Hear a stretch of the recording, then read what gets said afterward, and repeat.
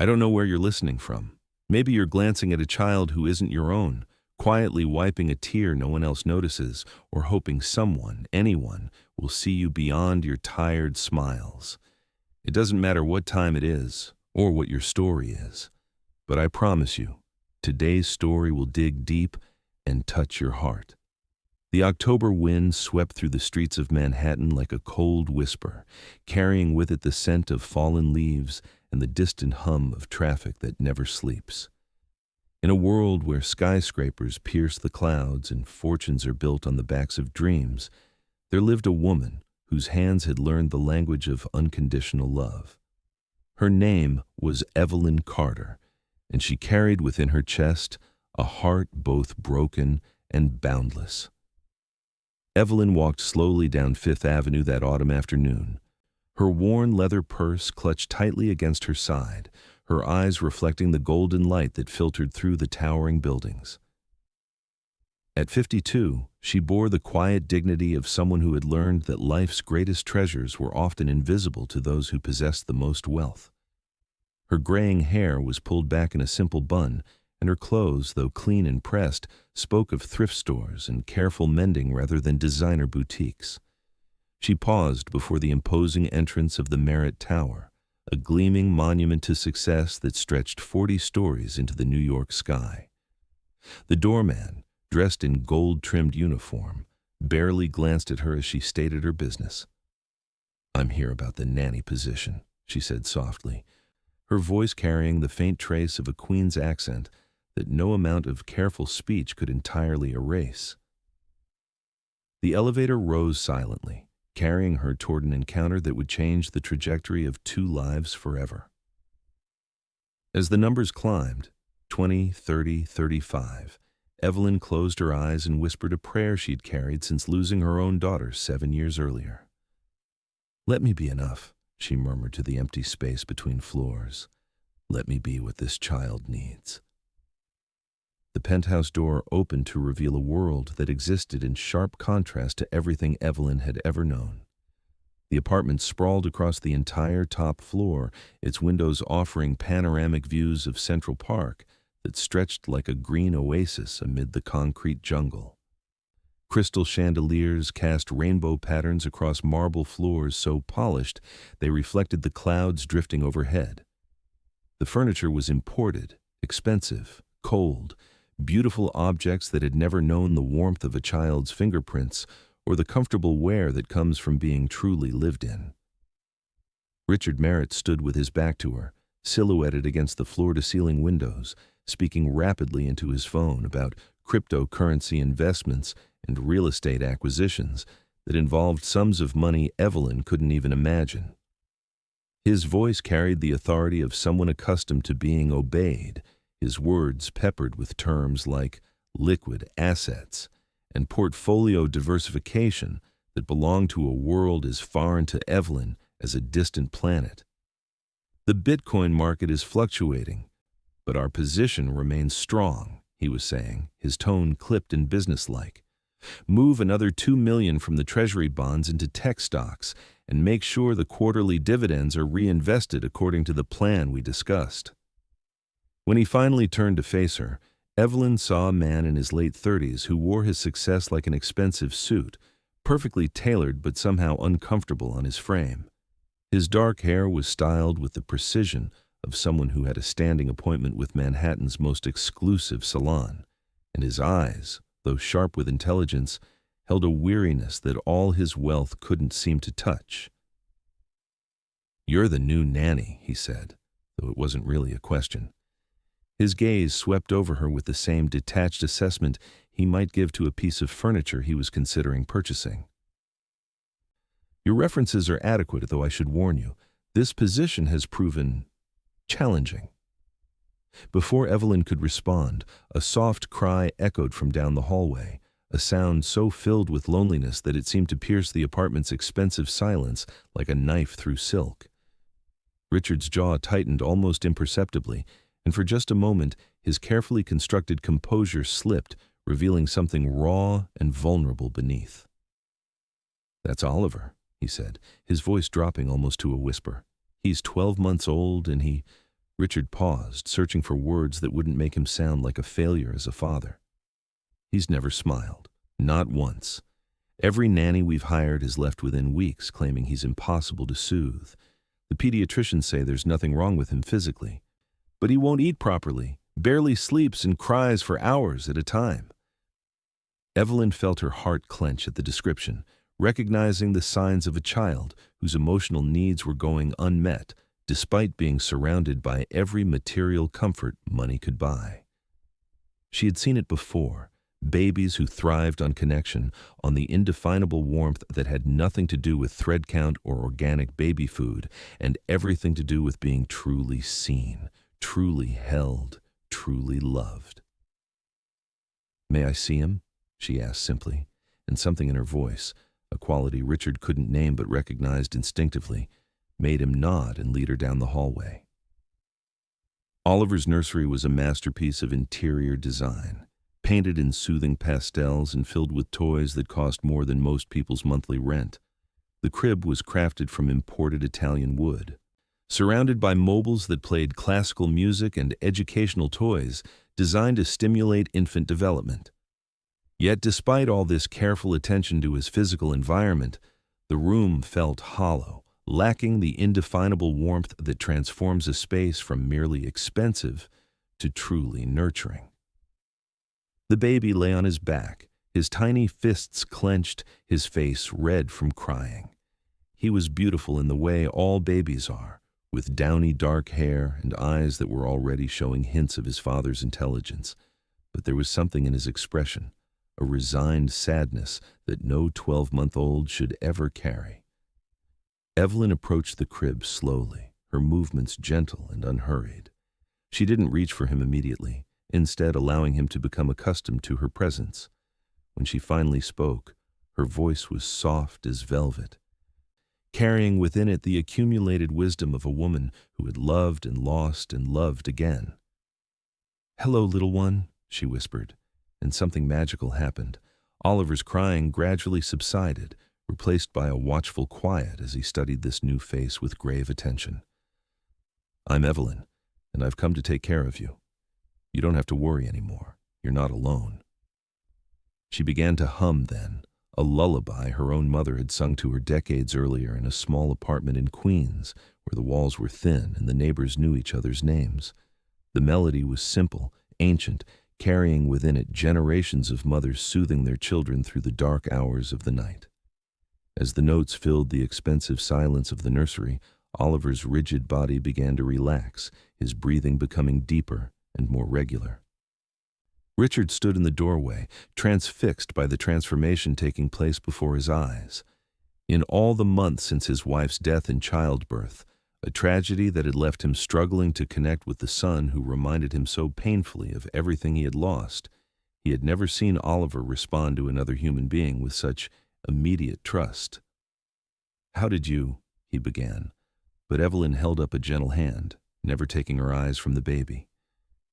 "He's not difficult," she said softly, her fingers trailing lightly over Oliver's cheek. "He's just been waiting for someone to really see him. Children know, Mr. Merritt. They know when they're loved for who they are, rather than what they represent." For the first time in Oliver's short life, he drifted off to sleep without crying. His tiny hand wrapped around Evelyn's finger with the trust that only the very young can give so completely. As she stood beside his crib in the gathering dusk, humming her mother's lullabies while the lights of Manhattan began to twinkle beyond the windows, Evelyn felt the familiar ache of maternal love settling into her chest like an old friend returning home. She didn't know that Richard remained in the doorway for nearly an hour, watching her gentle vigil over his son, and remembering, for the first time since his wife's death, what it felt like to witness pure, uncomplicated tenderness.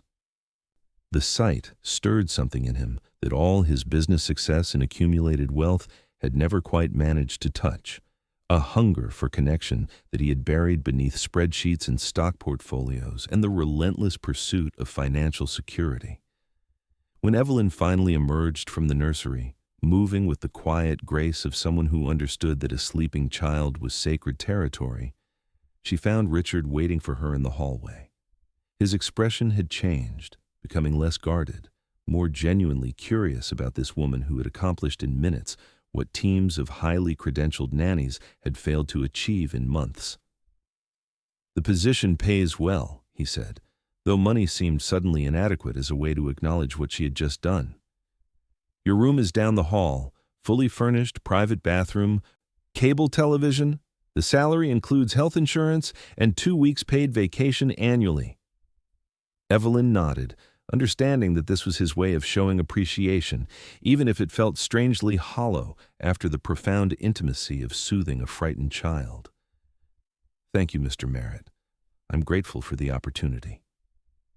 As she settled into her new quarters that first night, a space that was comfortable and well-appointed, but somehow impersonal, like a high-end hotel room, Evelyn unpacked her few belongings with careful attention. There wasn't much: a small collection of well-worn books, photographs of a daughter who would forever remain 7 years old in her memory, and a music box that played the same lullaby she had hummed to Oliver earlier that evening. She placed her daughter Annie's picture on the nightstand, her fingers tracing the glass that protected that beloved face from time's erosion.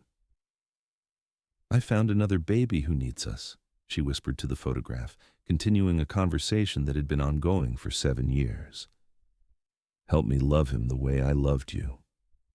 The mansion settled into nighttime quiet around her, but it wasn't the comfortable silence of a home at peace. Instead, it carried within it an emptiness that all of Richard's wealth couldn't seem to fill, the hollow echo of a house that had become a showplace rather than a sanctuary. Evelyn lay in her narrow bed, listening to the distant sounds of the city below, and wondering what sorrows had carved such careful distance between a father and his son. She thought of her own childhood in Queens, in a cramped apartment where her mother worked 2 jobs to keep them afloat, but always had time for bedtime stories and morning hugs. There had been no marble floors or crystal chandeliers, no trust funds or investment portfolios. But there had been something infinitely more valuable: the certainty of being unconditionally loved. That was what Oliver was missing, she realized, as sleep finally began to claim her. Not expensive toys or developmental programs or perfectly calibrated nutrition, but the simple assurance that he mattered for his own sake rather than as an extension of his father's legacy. It was a gift that couldn't be purchased with all the cryptocurrency and real estate holdings in Manhattan, but it was something Evelyn had in abundance: the capacity to love without expectation of return.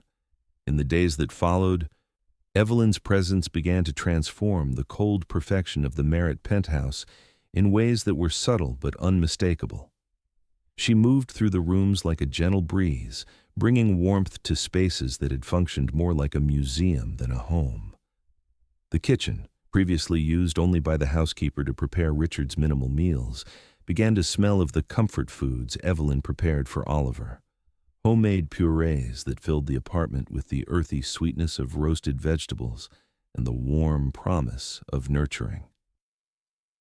Oliver responded to her care like a flower turning toward the sun. Under Evelyn's patient attention, he began to eat with enthusiasm, his small body growing stronger and more alert. She spoke to him constantly as she went about her duties, narrating their daily activities in a voice that treated him as a complete person rather than simply a small human to be managed. "Now we're going to make your lunch," she would say as she mashed bananas and mixed them with oatmeal. "Can you smell how sweet this is? Your little nose is working so well today." Or, while changing his diaper, "Look how strong your legs are getting. Soon you'll be walking all over this big apartment, exploring everything." She introduced him to simple pleasures that all of the nursery's expensive equipment had somehow overlooked: the joy of crumpling paper, the fascination of watching bubbles float and pop, the delight of peekaboo games that sent him into fits of delighted squealing. These were not activities that required investment or professional consultation. They were the timeless interactions between caregiver and child that had been taking place in humble homes for generations. Richard began to notice the changes, though he struggled to understand them.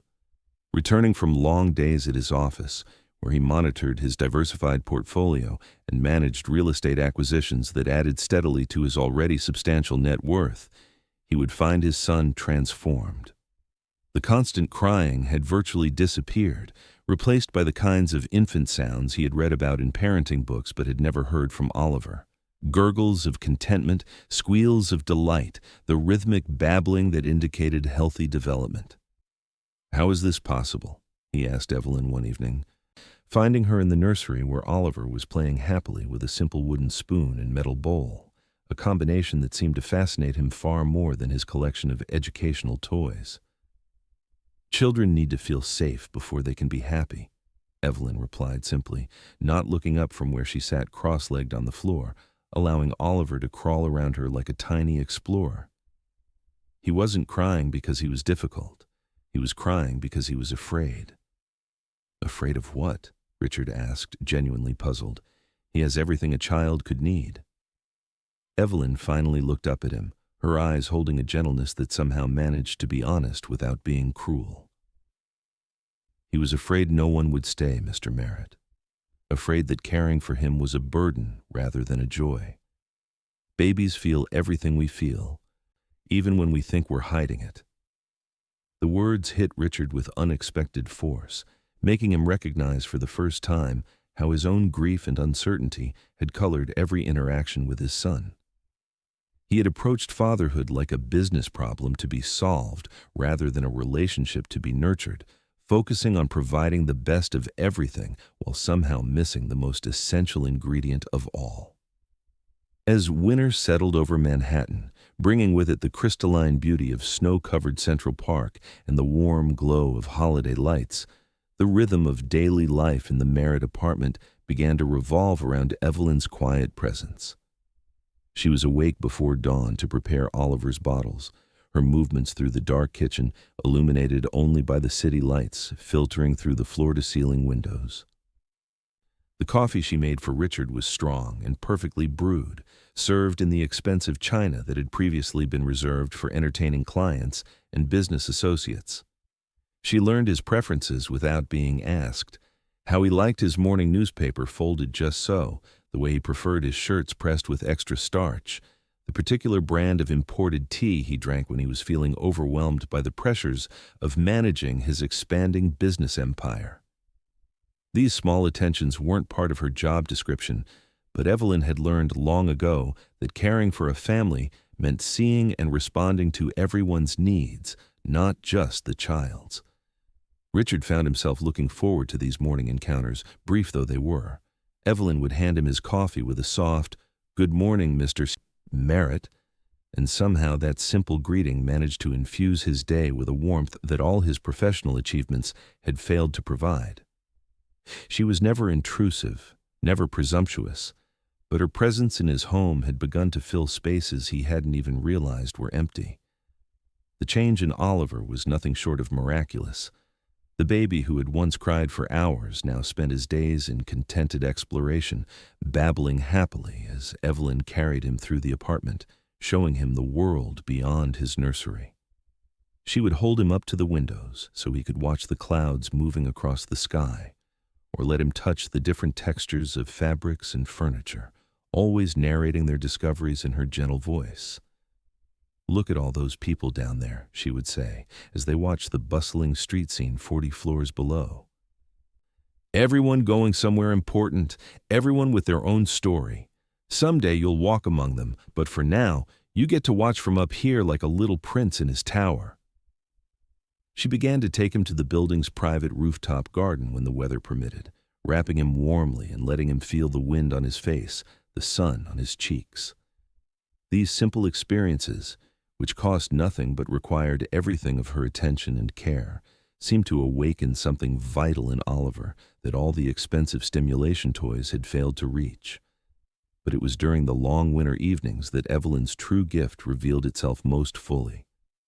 After Richard had retreated to his home office to review financial reports and monitor international markets, she would settle into the rocking chair beside Oliver's crib and begin to tell stories. Not the sanitized tales from expensive picture books, but the real stories that lived in her memory, Stories of her own grandmother who had immigrated from Ireland with nothing but determination and a wooden spoon. Stories of the neighborhood where she had grown up, where Mrs. Kowalski grew tomatoes on her fire escape and Mr. DeLuca played accordion on summer evenings while the children danced in the street. There was magic in those simple things, she would murmur to Oliver as he drifted toward sleep, his small hand wrapped around her finger. Magic that didn't cost anything except attention and care. Love that grew like wildflowers without anyone planning it or paying for it to happen.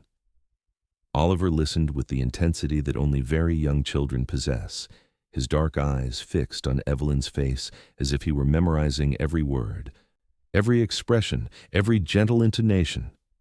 And somewhere in those quiet hours, as winter gave way to the first tentative signs of spring, something extraordinary began to happen. Oliver smiled, not the reflexive grimace that pediatricians assured worried parents was normal, but a real smile, eyes crinkling, mouth widening, his whole face lighting up with unmistakable joy. It happened for the first time on a Tuesday morning in March, when Evelyn was warming his bottle and singing absent-mindedly to herself.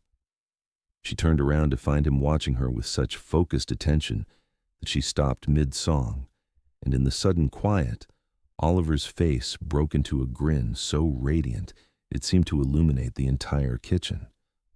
"Oh," Evelyn gasped, setting down the bottle and rushing to where he sat in his high chair. "Oh, my sweet boy, there you are. There's that beautiful smile I've been waiting to see." Oliver's response was to smile even wider, reaching for her with chubby arms and making the kind of delighted sounds that expressed pure happiness better than any words ever could.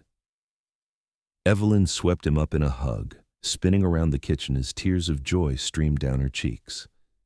It was at that moment that Richard emerged from his bedroom, drawn by the unusual sounds of celebration happening in his home. The sight that greeted him stopped him in his tracks. Evelyn dancing around his kitchen with Oliver clutched against her chest, both of them laughing with an abandon he had never witnessed in his perfectly ordered life. The morning sun streaming through the windows seemed to bathe them both in golden light, and for one perfect moment, the expensive apartment felt like a home. "He smiled," Evelyn said when she noticed Richard standing there, her voice breathless with wonder. "Mr. Merritt, your son smiled."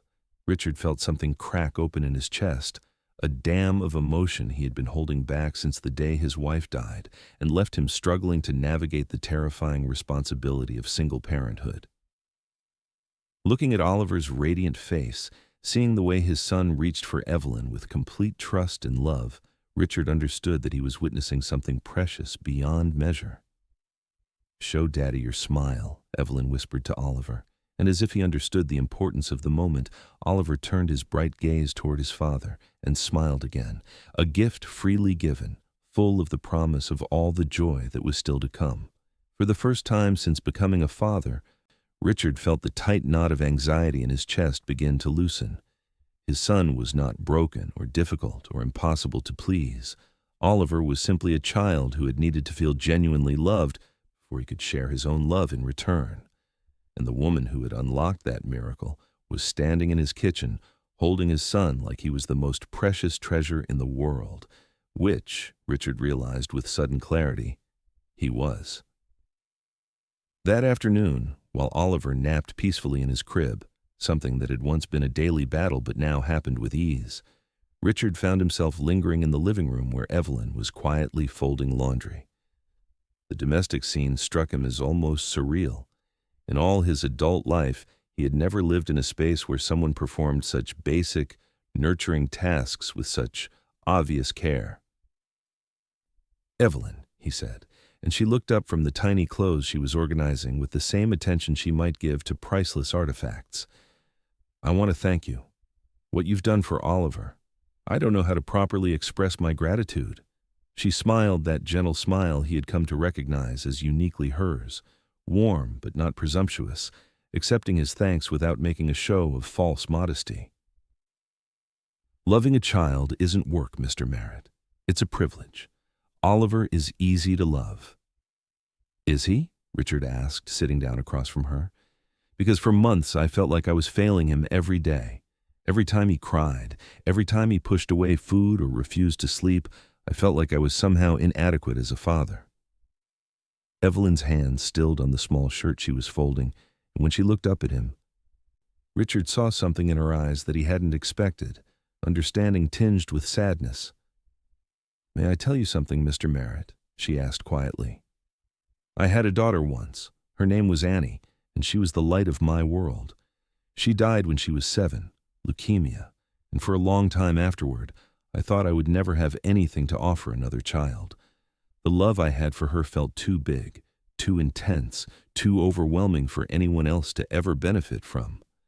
Richard found himself leaning forward, drawn in by the honesty in her voice and the courage it took to share something so personal with her employer. "But I learned something important during those dark years," Evelyn continued, her voice steady despite the emotion he could see flickering behind her eyes. "Love isn't diminished by being shared. In fact, the more we give it away, the more we seem to have. When I love Oliver, I'm not betraying Annie's memory. I'm honoring it. I'm using the capacity for love that she taught me to develop." She paused, smoothing out a wrinkle in Oliver's pajamas with careful fingers. "You're not failing as a father, Mr. Merritt. You're just learning how to let love in, and that's always been the hardest part for people who are used to controlling everything else in their lives." Richard felt something shift inside him as he absorbed her words. Here was a woman who had suffered a loss he couldn't even imagine, yet instead of becoming bitter or closed off, she had found a way to transform her pain into an even greater capacity for caring. The contrast to his own response to grief, the way he had buried himself in work and financial success to avoid confronting his fear of forming deep connections, was both humbling and illuminating. "How do you do it?" he asked. "How do you love so freely when you know how much it can hurt?" Evelyn was quiet for a long moment, considering his question with the same thoughtfulness she brought to everything else in her life. When she finally spoke, her voice carried the weight of hard-earned wisdom. "Because the alternative is worse," she said simply. "A life without love, even love that brings pain, is no life at all. And children especially, they need to know they're worth the risk. They need to feel that someone believes they're worth loving completely, even if that love makes us vulnerable." In the weeks that followed this conversation, Richard found himself paying attention to his home in ways he never had before. He began to notice the small ways that Evelyn's presence had transformed not just Oliver's daily experience, but the entire atmosphere of the apartment. There were fresh flowers on the kitchen counter, nothing expensive or elaborate, just simple daffodils or tulips that she picked up at the bodega on her errands. The living room, once sterile in its perfection, now bore the gentle signs of being lived in. A book left open on the coffee table, a soft blanket draped over the arm of the sofa where Evelyn had been reading to Oliver. The sounds of the apartment had changed too. Where once there had been only the soft whisper of climate control and the distant hum of traffic, now there was music. Evelyn's humming as she went about her daily tasks, Oliver's delighted babbling, the gentle percussion of wooden spoons on metal pots as he helped prepare his meals. It was the soundtrack of a home rather than just a place to live. Richard began to adjust his own schedule to be present for more of these daily rhythms. Instead of leaving for the office at dawn and returning after Oliver's bedtime, he found reasons to work from home, to take meetings via video conference, to be available for the small moments that make up a child's day.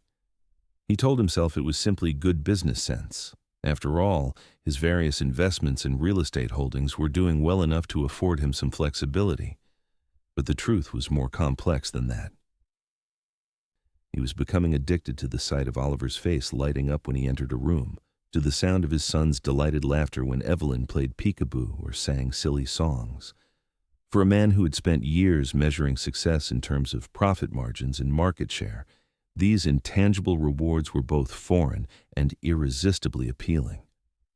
One evening in late spring, as the setting sun painted the apartment in shades of gold and rose, Richard came home from a rare late meeting to find the living room transformed into a domestic tableau that stopped him in his tracks. Evelyn was sitting cross-legged on the floor, Oliver in her lap, The coffee table cleared except for a large sheet of paper and a small cup of water. She was guiding his tiny hands as he made marks with what appeared to be finger paints. Both of them focused intently on their artistic creation. "We're making a masterpiece," Evelyn told Oliver seriously as she helped him dip his fingers in purple paint. "This is going to be the most beautiful sunset anyone has ever painted, because it's made with love." Oliver responded with a string of babbles that sounded almost like agreement, his chubby fingers leaving abstract swirls of color across the paper. Paint had somehow found its way onto both their faces, a streak of yellow across Evelyn's cheek, a smudge of blue on Oliver's nose, but neither seemed to mind in the slightest. Richard found himself smiling as he watched them work, remembering his own childhood and the way his mother had let him finger paint at their kitchen table, covering newspapers with primitive artwork that she had praised as if each piece were worthy of museum display. It had been years since he had thought of those simple, joyful moments, but watching Evelyn create the same experience for Oliver brought them rushing back with surprising clarity. "Don't move, either of you," he said suddenly, pulling out his phone. "I need to capture this." Evelyn looked up, startled, her hand moving instinctively to the paint smudge on her cheek, as if suddenly self-conscious about her appearance. But Richard was already snapping photos, capturing the scene with the same attention to detail he usually reserved for important business documents. The images that filled his phone screen showed not just Oliver and his nanny, but something precious and fleeting, the pure joy of creative play, the beauty of patient teaching, the intimacy of shared discovery. "These are beautiful," he said softly, scrolling through the photos. "Oliver, look how happy you are." That night, after Evelyn had given Oliver his bath and settled him into his crib with the usual routine of lullabies and stories, Richard found himself lingering in the nursery doorway. The sight of his son sleeping peacefully, no longer the tense, frightened infant who used to cry for hours, filled him with a gratitude so profound it almost made him dizzy. "He's becoming such a happy baby," he said to Evelyn as she gathered up the day's clothes for laundering. "He always was a happy baby," she replied gently. "He just needed to feel safe enough to show it." A comfortable silence settled between them as they stood watching Oliver sleep, both lost in their own thoughts about how much had changed since that first autumn day when Evelyn had arrived with her worn purse and her miraculous ability to soothe a crying child. The expensive nursery no longer felt like a showroom. It had become a sanctuary, filled with the invisible but powerful presence of genuine love. "Evelyn," Richard said eventually, his voice quiet in deference to Oliver's sleep, "may I ask you something personal?" She nodded, though he could see a wariness creep into her expression, the careful reserve of someone who had learned to maintain appropriate boundaries despite the intimacy of daily caregiving. "Do you ever think about having another family of your own? Children of your own, I mean. You're so natural with Oliver, so gifted at mothering. It seems like you should have a dozen children calling you Mama." The question hung in the air between them, and Richard immediately regretted asking it. He could see the flicker of pain that crossed Evelyn's features before she composed herself, and he realized he had stumbled into territory that was far more complex and sensitive than he had imagined. "I did have that once," she said finally, her voice so soft he had to strain to hear it. "Before Annie died, her father and we talked about having more children.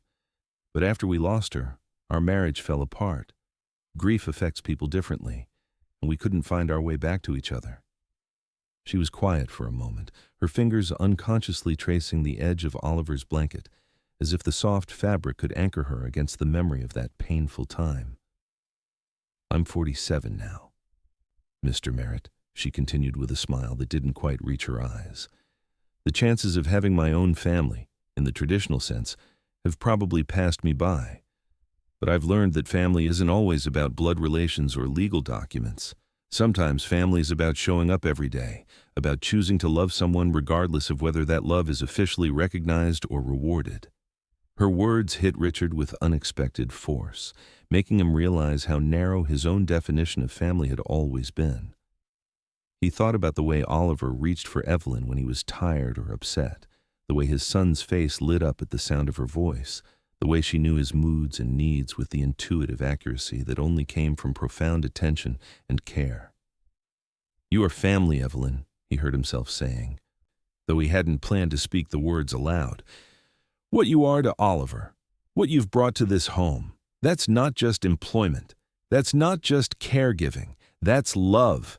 And love makes family, regardless of law or tradition or what anyone else might think." Evelyn turned to look at him then, and in her eyes Richard saw a combination of gratitude, surprise, and something that might have been hope. For so long, she'd been careful to maintain the boundaries appropriate to her position, never presuming to claim more affection or recognition than was freely offered. But here was this man, this wealthy, successful, sometimes distant man, acknowledging that her role in his son's life transcended any job description. "Thank you," she whispered, and the simple words carried the weight of years of unspoken longing. "That means more to me than you know."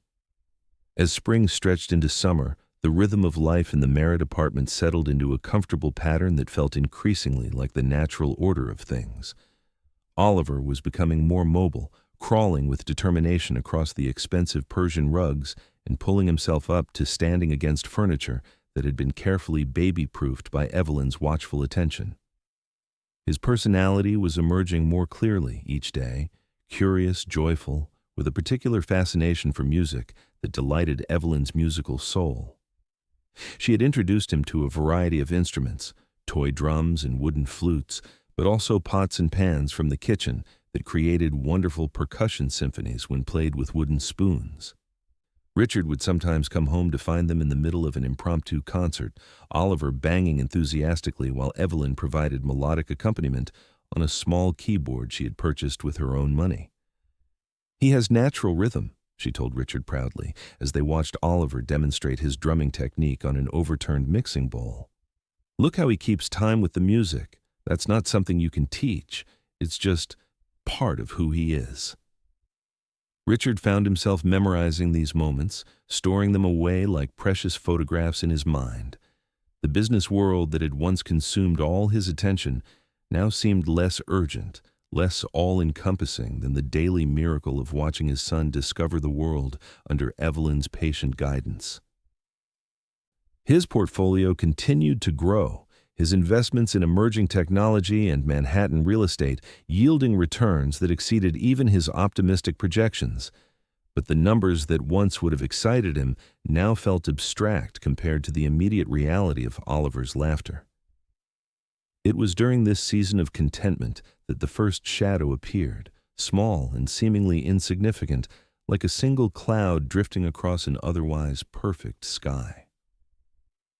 The trouble began with Mrs. Patterson, the building's resident gossip queen, who lived in the apartment directly below the Merritts and seemed to spend her considerable free time monitoring the activities of her neighbors.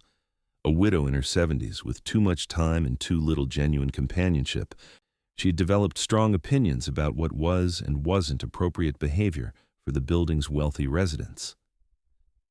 "I couldn't help but notice," she said to Richard one morning as they waited for the elevator together, "that your nanny seems quite comfortable in your home, almost like she thinks she belongs there." Richard, focused on his phone and the series of messages from his business manager about a potential acquisition deal, initially missed the subtle venom in her tone. "Evelyn is wonderful with Oliver," he replied absently. "He's thriving under her care." "Oh, I'm sure she's adequate," Mrs. Patterson continued, her voice taking on the particular cadence that people use when they're preparing to share information they know will be hurtful. "But you might want to keep an eye on things. These people have a tendency to get overly attached, to start thinking they're more important than they actually are." Something in her phrasing made Richard look up from his phone, focusing on her face for the first time. "These people, you know what I mean," Mrs. Patterson said with a dismissive wave. "Working-class women, especially the ones from Queens or Brooklyn, they come into homes like yours, and they start getting ideas about their place. They forget that they're employees, not family members." The elevator arrived before Richard could formulate a response to this poisonous observation, but Mrs. Patterson's words lingered in his mind throughout the day, creating a subtle unease that he couldn't quite shake. By the time he returned home that evening, her insinuations had taken on a weight that surprised him with its power to disturb his peace of mind.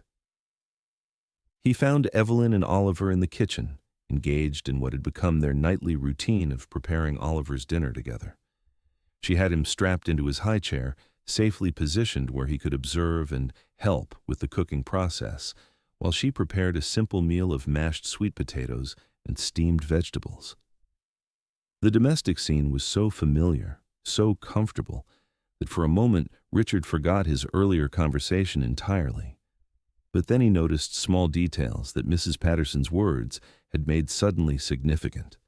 The way Evelyn had rearranged some of the kitchen items to be more convenient for her daily routines, the comfortable ease with which she moved through the space, the casual way she had placed one of Oliver's finger-painted masterpieces on the refrigerator door beside his own business cards and important phone numbers. These were tiny changes, the natural adaptations that happen when someone lives and works in the same space for months. But seen through the lens of Mrs. Patterson's suspicions, they suddenly appeared different, presumptuous, overreaching, inappropriately intimate.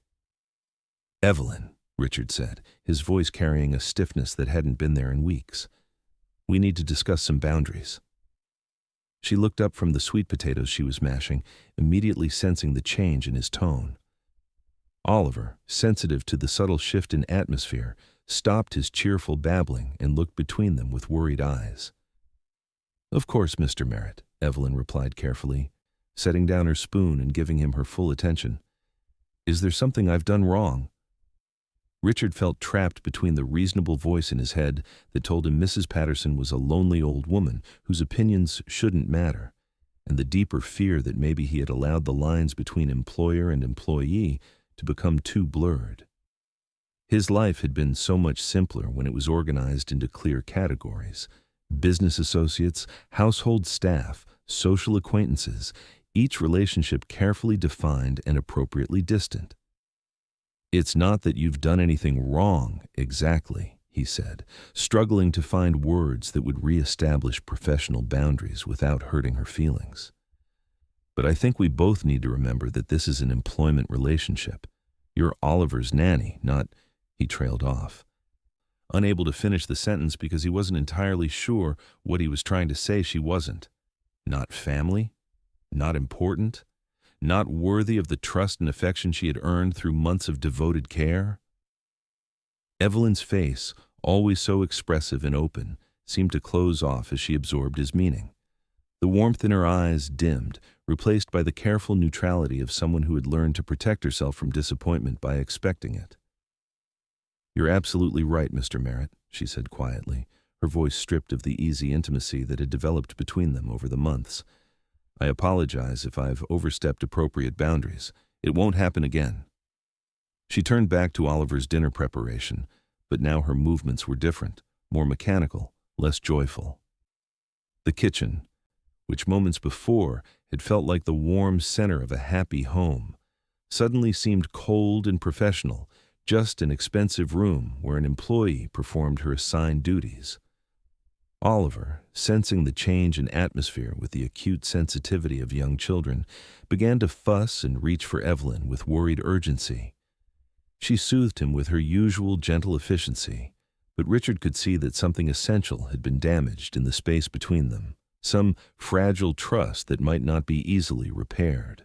That night, after Oliver had been fed and bathed and settled into his crib with less than the usual warmth and spontaneity, Richard lay awake staring at the ceiling of his bedroom and wondering why doing the appropriate thing felt so much like making a terrible mistake. In the days that followed, the apartment felt different. Evelyn continued to provide excellent care for Oliver, maintaining all the routines and activities that had transformed him from a fearful, crying infant into a happy, thriving toddler. But the easy camaraderie that had developed between them was gone, replaced by a careful professionalism that felt artificial and cold to Richard, though he couldn't bring himself to acknowledge his mistake. Oliver, however, was not so easily fooled. Children have an innate ability to sense emotional undercurrents, and he began to cling more tightly to Evelyn during the day, while becoming fussier and more demanding when Richard was around. It was as if he could feel the distance his father had created, and was trying to bridge it through his own infant determination. The change was subtle, but unmistakable. Where once Oliver had greeted Richard's return from work with eager smiles and outstretched arms, now he seemed wary, uncertain. The easy laughter that had filled the apartment was replaced by a more cautious, subdued atmosphere that reminded Richard uncomfortably of the cold, sterile environment that had existed before Evelyn's arrival. Mrs. Patterson, meanwhile, seemed to take satisfaction in the visible change in household dynamics. She made a point of complimenting Richard on his decision to maintain appropriate boundaries, as if she could sense that her poisonous suggestions had taken root in his mind. "It's so important to be clear about these things from the beginning," she said during another elevator encounter. "These women can be very manipulative, very good at making themselves seem indispensable. But in the end, they're just hired help, and everyone is better off when that fact is acknowledged honestly." Richard nodded politely, but her words sat heavily in his chest, creating a constant ache that seemed to grow stronger each day. He found himself missing the easy warmth that had once characterized his interactions with Evelyn, the sense of partnership they had developed in caring for Oliver, the feeling that his home had become a place of genuine happiness rather than just expensive shelter. But pride and social conditioning are powerful forces, and Richard couldn't bring himself to admit that he had made a mistake in listening to Mrs. Patterson's bitter observations. Instead, he threw himself back into his work with renewed intensity, using the familiar rhythms of business meetings and financial planning to distract himself from the uncomfortable awareness that he had damaged something precious and irreplaceable. The breaking point came on a humid Thursday evening in July, when Richard returned home to find chaos in his usually well-ordered apartment. Oliver was screaming with the kind of desperate intensity that indicated genuine distress, while Evelyn paced the living room trying unsuccessfully to soothe him. Her face was flushed with worry and exhaustion, and there were tears of frustration in her eyes. "What's wrong?" Richard demanded, immediately dropping his briefcase and reaching for his son. But Oliver, in his distressed state, arched away from him and continued crying with increased volume. "He's been like this for over an hour," Evelyn said, her voice strained with the effort of maintaining professional composure while dealing with genuine crisis. "He won't eat, won't drink, won't be comforted. I think he might be sick, but he doesn't have a fever, and I can't figure out what's wrong." Richard felt panic rise in his chest as he looked at his inconsolable son. This was the kind of parenting challenge that reminded him how unprepared he felt for the enormous responsibility of caring for another human being, how much he had come to depend on Evelyn's intuitive understanding of Oliver's needs. "Should we call the pediatrician?" he asked, but even as he spoke the words, he could see that Evelyn was struggling with something more complex than a simple medical question. "Mr. Merritt," she said slowly, as if the words were being dragged from someplace deep and painful. "I think he's responding to the change in atmosphere around here. Children are very sensitive to emotional tension, and lately," she trailed off, unable or unwilling to complete the accusation that hung in the air between them. But Richard understood what she was trying to say, and the recognition hit him like a physical blow. Oliver wasn't sick. He was heartbroken. In his innocent pre-verbal way, he was grieving the loss of the warm, loving environment that had briefly flourished in their home, only to be destroyed by Richard's misguided attempt to enforce appropriate boundaries. Without another word, Richard sat down on the floor and opened his arms to Evelyn. "Show me how to help him," he said simply. "Show me what he needs." The relief in her face was immediate and profound. She sank down beside him, and together they created a circle of warmth and attention around Oliver, speaking to him in soft, loving voices, offering him the reassurance that he was safe and cherished, regardless of any adult confusion or conflict. Gradually, miraculously, Oliver's crying began to subside. His rigid body relaxed as he felt the familiar comfort of being surrounded by the two people who loved him most, their temporary discord set aside in favor of his immediate needs. Within 20 minutes, he was calm enough to take a bottle, and within an hour, he was sleeping peacefully in his crib, exhausted by his earlier distress, but reassured that his world had been restored to safety. That night, as they sat in the living room with the baby monitor crackling softly between them, Richard finally found the courage to address what had been broken between them. "I owe you an apology," he said, his voice rough with emotion he had been suppressing for weeks. "What I said about boundaries, about remembering that this was just an employment relationship, it was wrong, it was cruel, and it was stupid, and I'm sorry." Evelyn looked at him across the lamplit space, her face showing the wariness of someone who had been hurt once and wasn't sure whether it was safe to trust again. "Mrs. Patterson said something to me," Richard continued, knowing he needed to tell the whole truth if he had any chance of rebuilding what he had destroyed. "She made some comments about you getting too comfortable, too attached, and instead of recognizing her words for the small-minded garbage they were, I let them make me doubt myself. I let them make me doubt you." "And what do you believe now?" Evelyn asked quietly. Richard was quiet for a long moment, considering how to put into words the realization that had been growing in his heart for months, the understanding that had crystallized during Oliver's crisis that evening. "I believe that you love my son," he said finally. "I believe that you've loved him from the first day you walked into this apartment, and that your love has transformed him in ways I couldn't have imagined possible. I believe that trying to reduce what you are to this family to just an employment relationship is like trying to pretend the sun is just another light bulb." Evelyn's eyes filled with tears, but they were tears of relief rather than sadness. "I do love him, Mr. Merritt. I love him as if he were my own child, because in every way that matters, he has become my child. And I love this job, not because of the salary or the benefits, but because caring for Oliver has given my life meaning again in a way I thought I'd lost forever." They talked long into the night, rebuilding the fragile trust that had been damaged by doubt and social pressure. Richard told her about his own fears as a single parent, his terror of making the wrong choices for Oliver, his growing recognition that financial success meant nothing compared to creating a home filled with genuine love and security. Evelyn shared more of her own story, the long, dark years after Annie's death, when she had wondered if she would ever feel joy again, the gradual healing that had come through caring for other people's children, the way Oliver had reawakened her capacity for maternal love. As the city lights twinkled beyond their windows and the summer night settled into the quiet hours before dawn, they made a pact to trust each other completely, to ignore the opinions of people who couldn't understand that love and loyalty weren't limited by conventional social boundaries.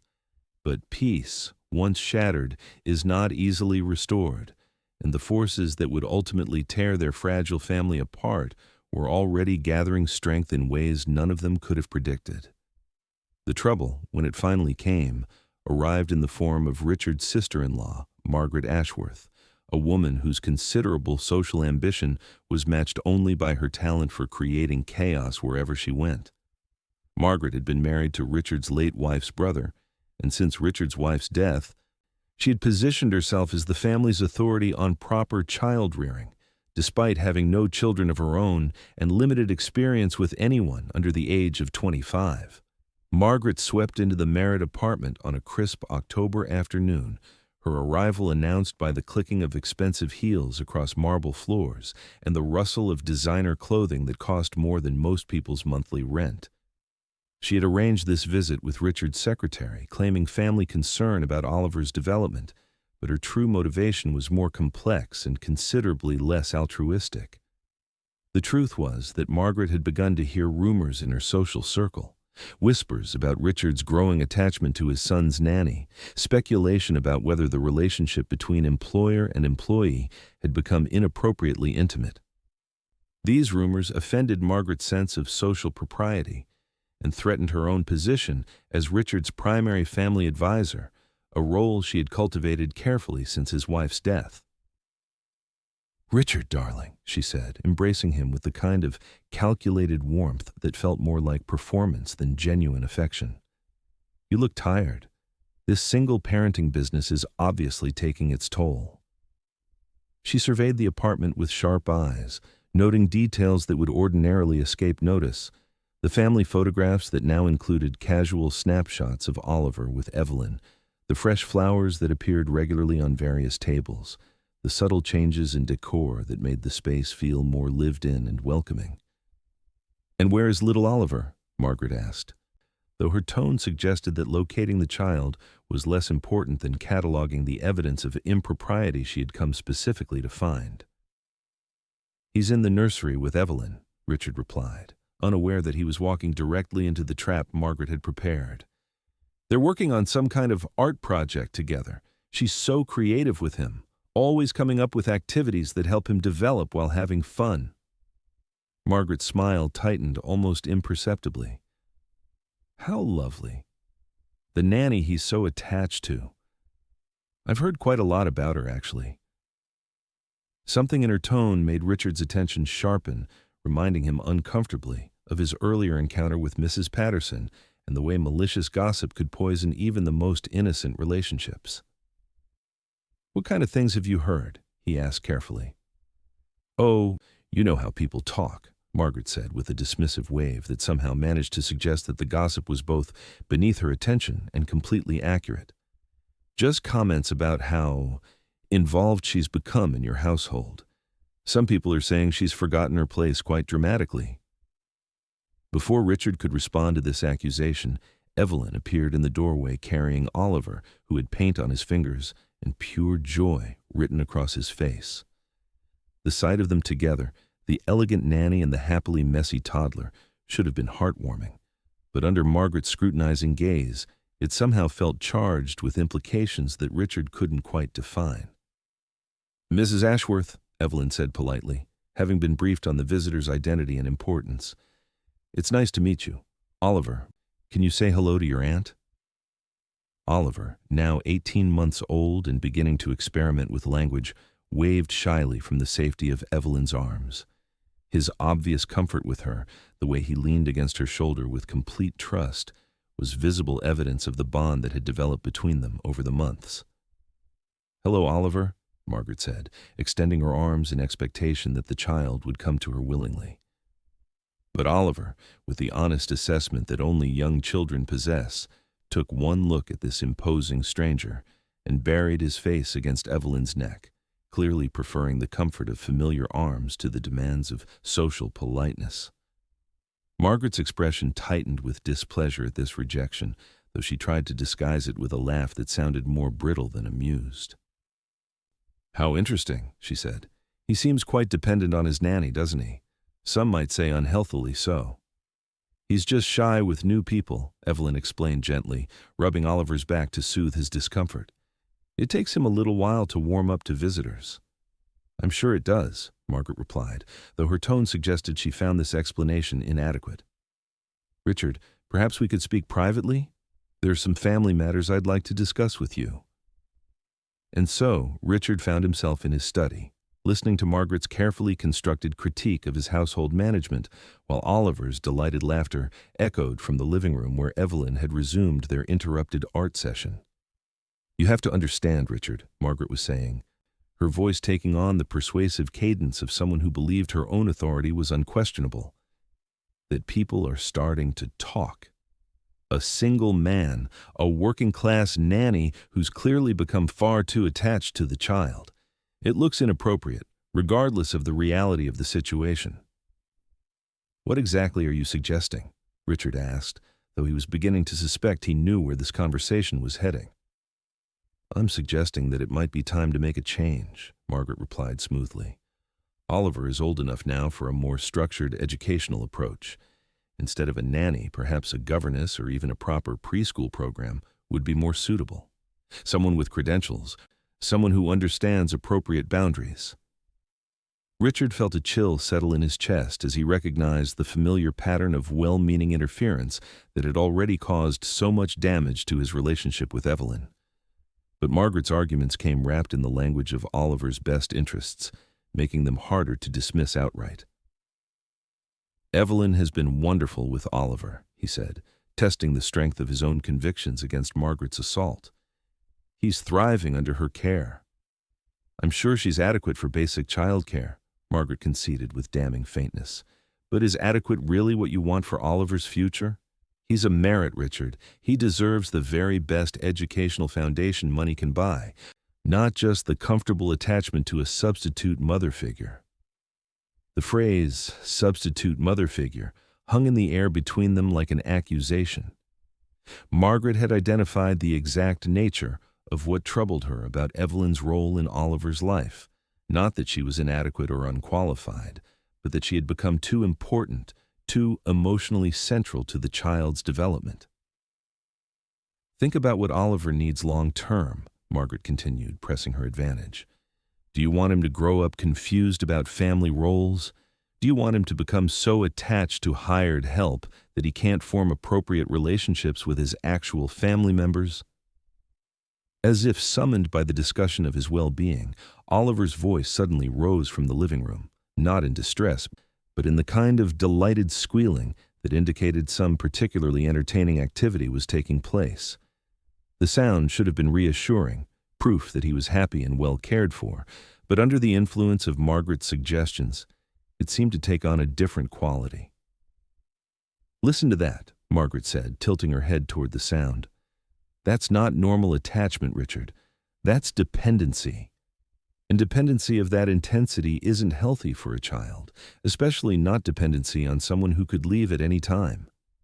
The seed of doubt that Margaret had planted began to grow with terrifying speed, fed by Richard's own insecurities about his adequacy as a single parent and his fear of making choices that might harm Oliver's long-term development.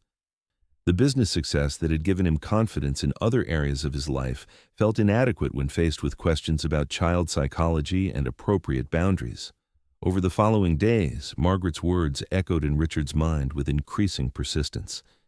He found himself watching Evelyn and Oliver together with new eyes, looking for signs of the unhealthy dependency she had described. The easy affection between them, which had once seemed like evidence of successful caregiving, now appeared potentially problematic. Oliver's clear preference for Evelyn's comfort when he was tired or upset began to feel like a rejection of Richard's parental authority rather than simply a child's natural inclination toward his primary caregiver. The apartment, which had felt like a home for the first time since his wife's death, began to feel complicated and emotionally charged. Richard started staying later at the office, using meetings and financial planning as excuses to avoid the domestic scenes that now filled him with confusion rather than contentment. Evelyn noticed the change immediately, of course. She had become expert at reading the emotional atmosphere of the Merritt household, and Richard's renewed distance was as obvious to her as Oliver's moods or the weather outside their windows. But having been hurt once by his sudden withdrawal, she was reluctant to address the issue directly, choosing instead to focus on maintaining Oliver's routines and hoping that whatever was troubling Richard would resolve itself naturally. The final blow came from an unexpected direction, in the form of a misunderstanding so perfectly timed and devastating that it seemed almost orchestrated by fate itself. It happened on a rainy Thursday evening in November when Richard returned home early from a business dinner that had been canceled at the last minute. He entered the apartment quietly, not wanting to wake Oliver if he was already asleep, and was surprised to hear voices coming from the living room. Moving closer, he could make out Evelyn's familiar tones, but she was speaking to someone whose voice he didn't recognize. "I know what people think," Evelyn was saying, her voice carrying a defensive edge that Richard had rarely heard before. "They think I'm just the hired help, that I don't have any real claim to this family. But Oliver is more than a job to me. He's everything. He's the child I never got to raise, the family I thought I'd lost forever." "You have every right to feel that way," the other voice replied, a woman's voice, warm and supportive. "Love doesn't follow employment contracts. You've been there for him every day, through every milestone. Biology doesn't automatically make someone a parent."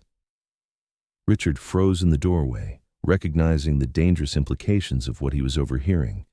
Here was Evelyn, clearly speaking to a friend or confidant, expressing feelings that went far beyond appropriate professional boundaries.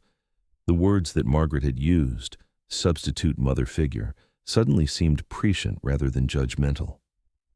"Sometimes I wonder what would happen if Richard ever decided to let me go," Evelyn continued, unaware that the subject of her speculation was standing just out of sight. "I don't think Oliver would understand. I don't think I could bear to leave him, knowing how much he needs me." "Has Richard given you any reason to worry about your job?" the friend asked. "Not recently," Evelyn replied, though her tone suggested lingering uncertainty. "But wealthy men like him, their priorities can change quickly. What seems important today might not matter tomorrow. And I'm just an employee, no matter how much Oliver loves me." Richard backed away from the doorway, his heart pounding with a mixture of anger, fear, and something that might have been guilt. The conversation he had overheard confirmed Margaret's warnings about inappropriate attachment and boundary confusion. Worse, it revealed that Evelyn herself was aware of the problematic nature of their relationship, yet she continued to encourage Oliver's dependence on her, despite knowing it could cause him pain if circumstances changed. The next morning, Richard requested a meeting with Margaret, ostensibly to discuss Oliver's educational options, but actually to seek guidance about a situation that had become untenable. Margaret, sensing victory, was quick to provide concrete recommendations for resolving what she characterized as a crisis of household management. "The longer you wait, the harder it will be on Oliver," she advised with the authority of someone who had never actually faced the challenge of separating a child from a beloved caregiver.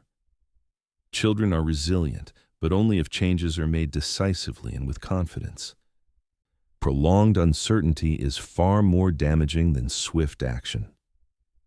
She had already researched several highly credentialed preschool programs that offered exactly the kind of structured educational environment that Oliver would need as he grew older.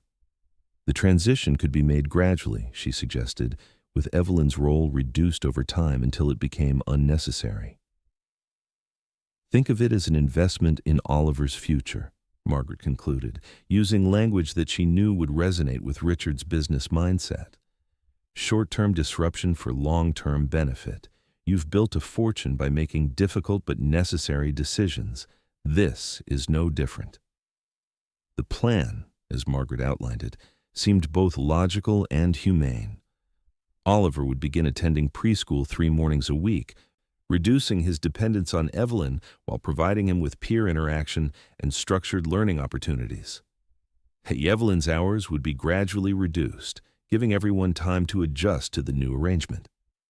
Eventually, when Oliver was ready for full-time school, her services would no longer be necessary, and the transition would be complete. Richard agreed to the plan with the same decisive efficiency he brought to business negotiations, signing enrollment papers and making financial arrangements with the kind of focused attention he usually reserved for important acquisitions. It wasn't until he was faced with the task of explaining the changes to Evelyn that the human cost of his decision became clear. He found her in the kitchen on a bright December morning, preparing Oliver's breakfast while humming the lullaby that had become their traditional song. Oliver was in his high chair, babbling happily and making elaborate gestures that seemed designed to capture her attention. The domestic scene was so peaceful, so perfectly natural, that Richard almost lost his resolve entirely. "Evelyn," he said, his voice carrying the formal tone that always signaled unpleasant news, "I need to discuss some changes to your schedule." She turned from the stove, immediately alert to the tension in his manner. "Of course, Mr. Merritt. What kind of changes?"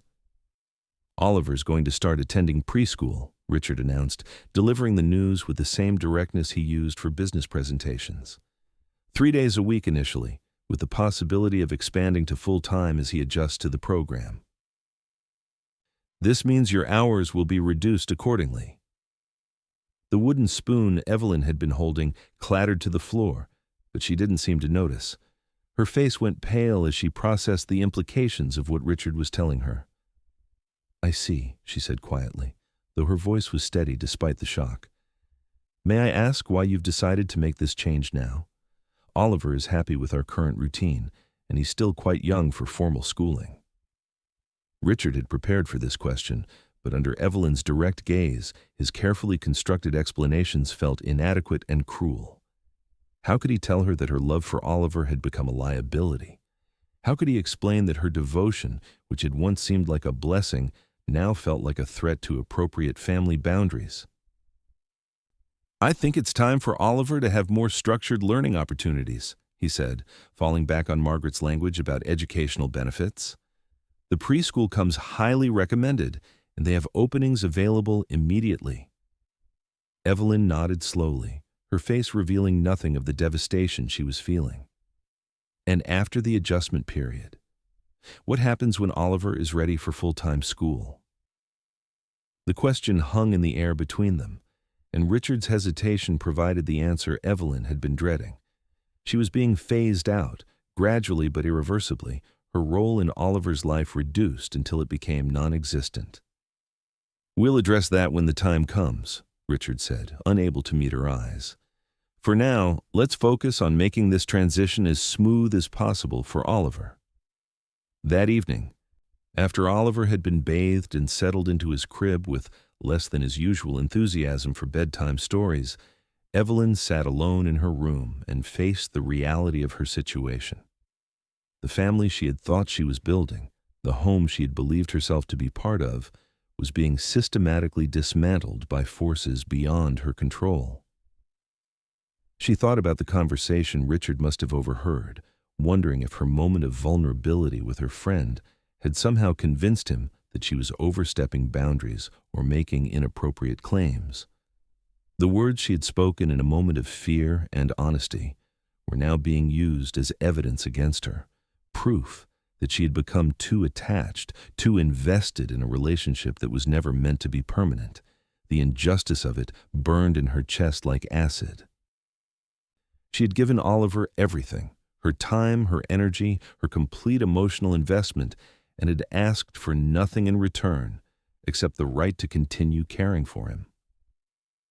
Now that very devotion, the quality that had transformed a crying, unhappy baby into a joyful, thriving toddler, was being characterized as problematic and inappropriate.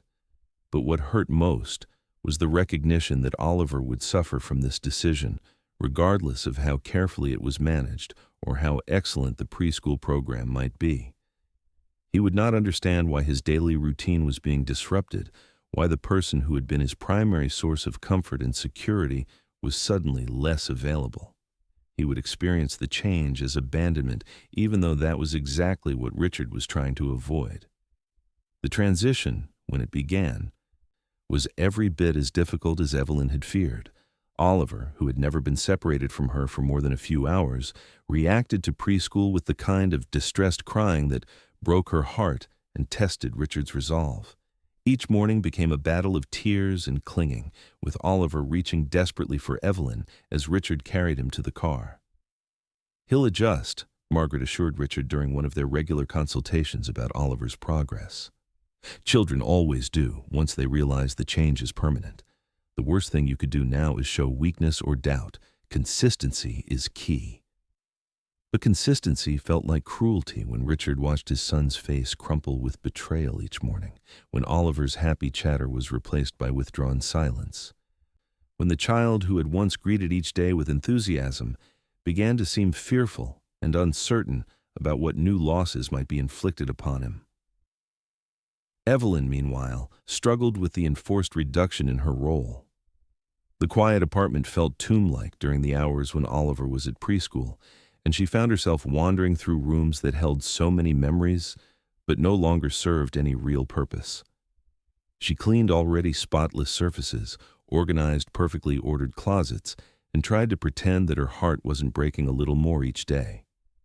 The end, when it came, arrived with the swift brutality that characterizes most emotional catastrophes.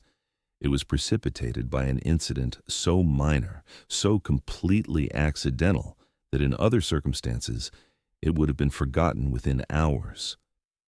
Evelyn was helping Oliver with his coat on a cold January morning, preparing him for another day at the preschool he had come to dread, when he suddenly pulled away from her and ran toward the living room.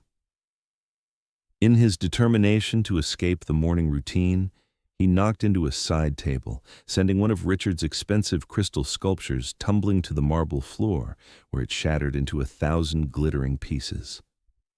The sound of breaking glass brought Richard running from his office, where he had been trying to concentrate on quarterly financial reports, while the familiar sound of Oliver's morning protests echoed through the apartment. He arrived to find Evelyn kneeling on the floor, trying to comfort Oliver while simultaneously gathering up pieces of the broken sculpture, a piece that had cost $7,000 and held sentimental value as a wedding gift from his late wife's parents. "I'm so sorry," Evelyn said immediately, her voice thick with distress. "It was an accident. Oliver was upset about school and he ran away from me. I should have been more careful."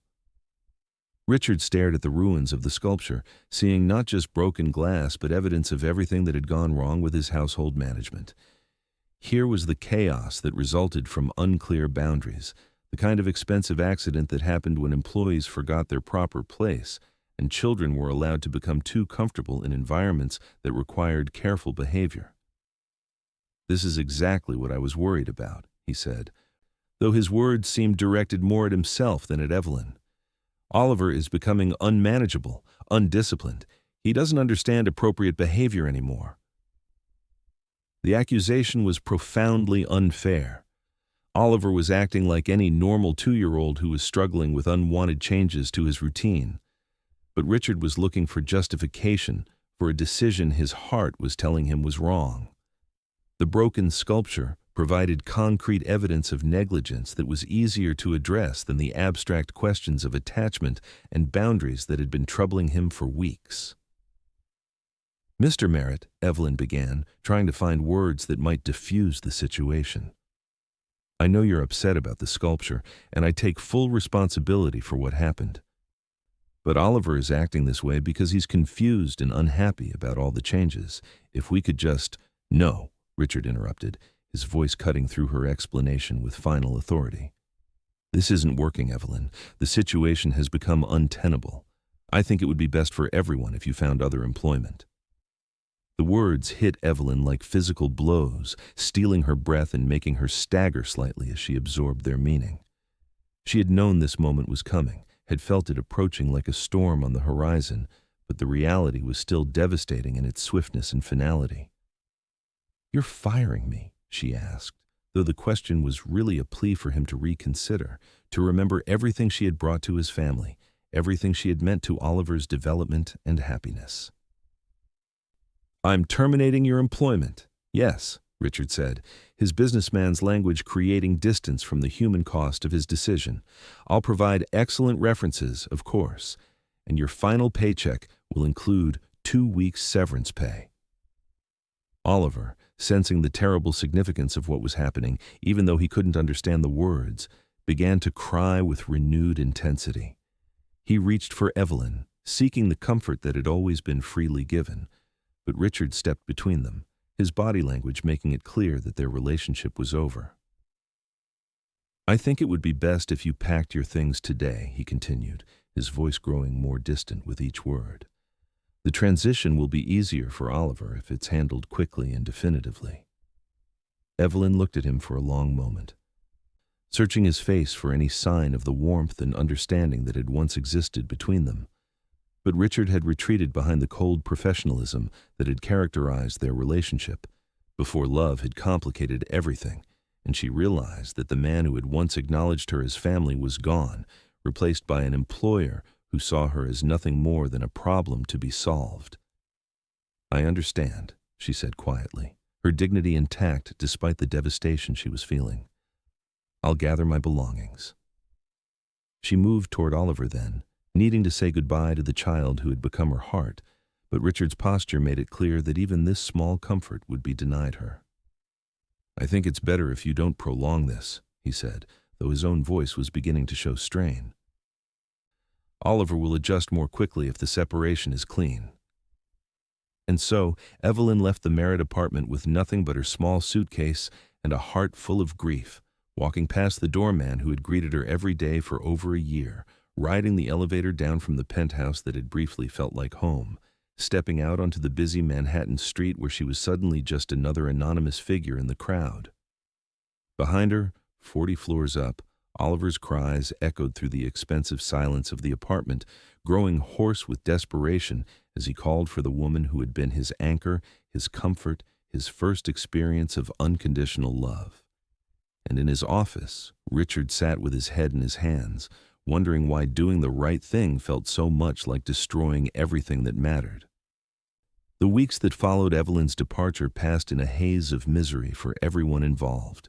Oliver, unable to understand why his primary caregiver had suddenly vanished from his life, cycled through grief stages that would have been heartbreaking to witness in an adult, but were devastating to observe in a 2-year-old child.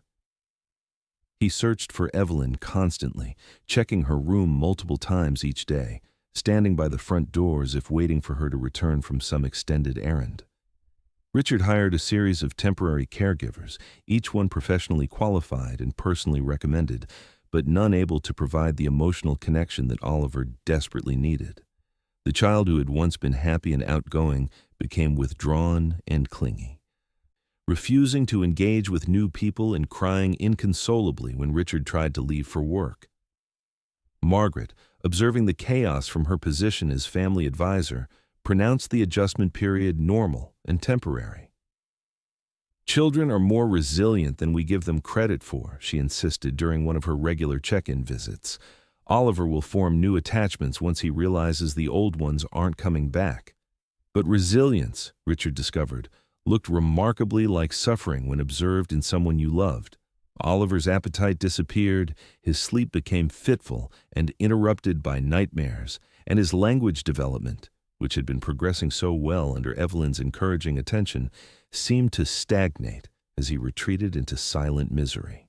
The preschool, initially optimistic about their newest student's adjustment to structured learning, began sending home reports that painted an increasingly concerning picture. Oliver was uninterested in activities, resistant to interaction with peers, and prone to sudden emotional outbursts that disrupted the classroom environment. The teachers, while sympathetic, suggested that perhaps he needed more time to recover from whatever trauma had precipitated such dramatic behavioral changes. Richard found himself trapped in a nightmare of his own making, watching his son suffer the consequences of a decision that had seemed reasonable in theory, but was proving catastrophic in practice.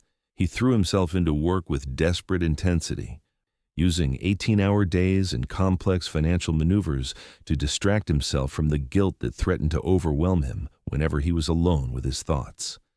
His real estate portfolio continued to thrive, properties in Manhattan and Brooklyn generating steady returns that added to his already substantial net worth.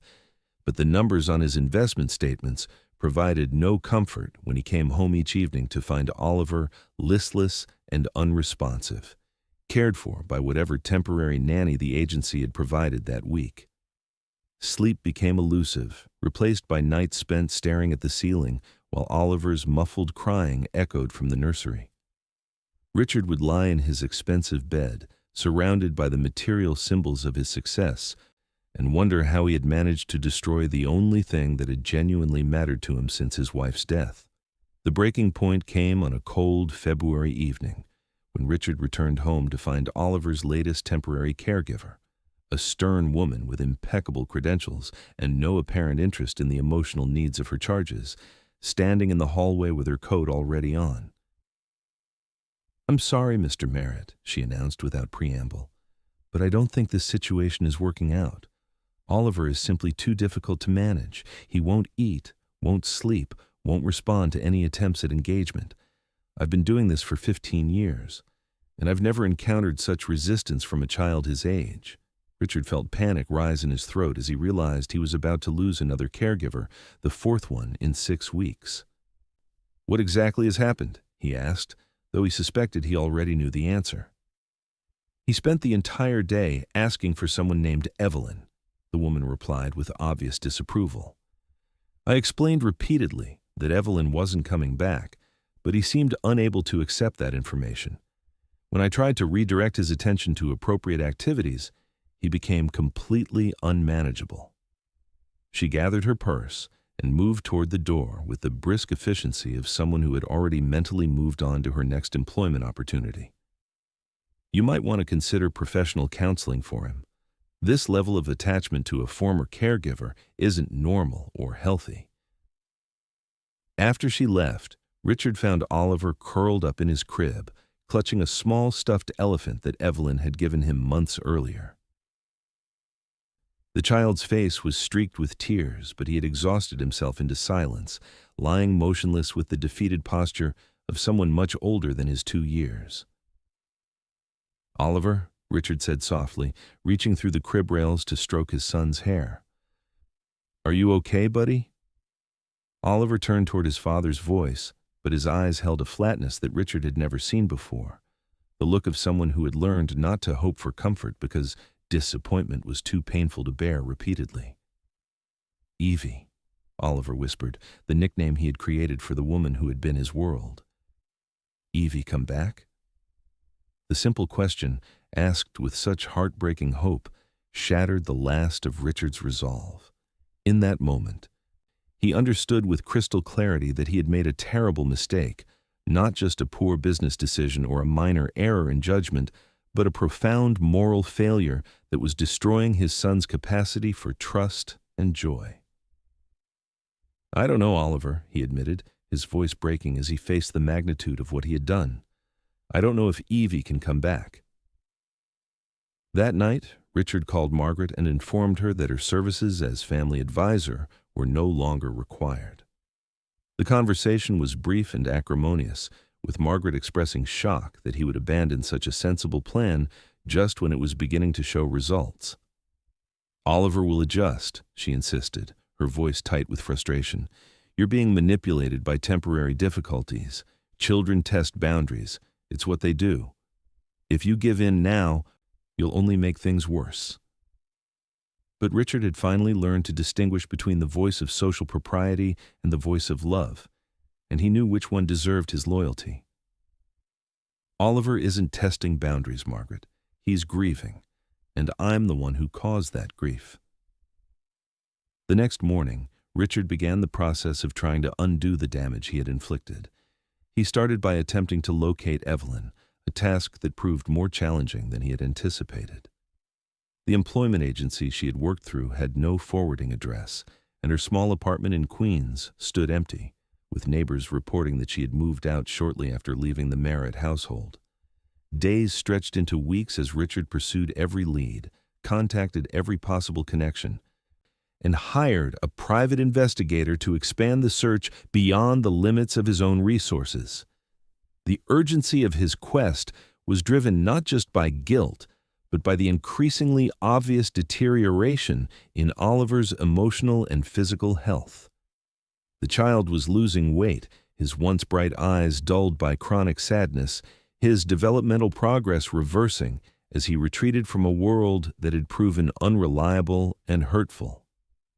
Pediatricians expressed concern about the psychological impact of whatever trauma had precipitated such dramatic changes, but medicating the symptoms couldn't address the underlying cause.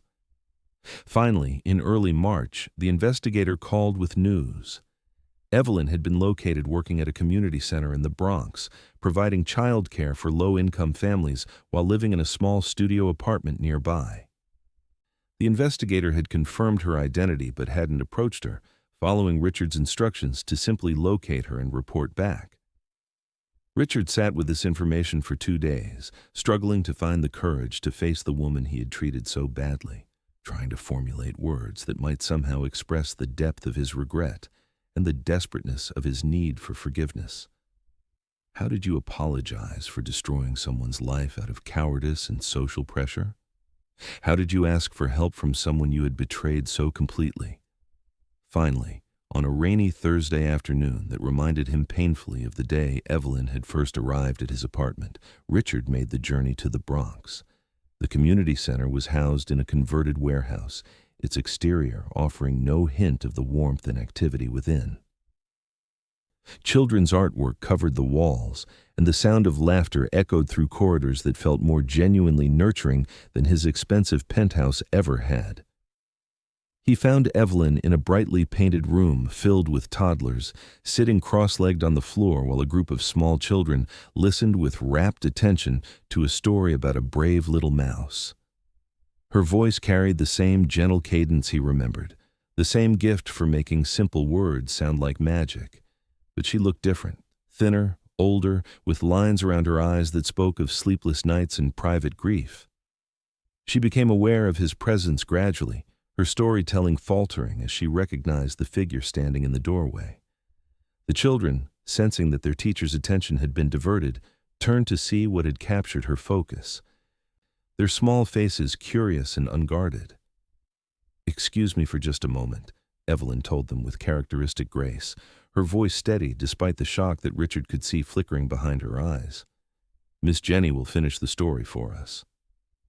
She moved toward him with careful dignity, her posture indicating that while she would be polite, she would not make this encounter easy for him. Years of caring for other people's children had taught her to mask her own needs and emotions, but Richard could see the cost of that restraint in the tight line of her mouth and the guarded expression in her eyes.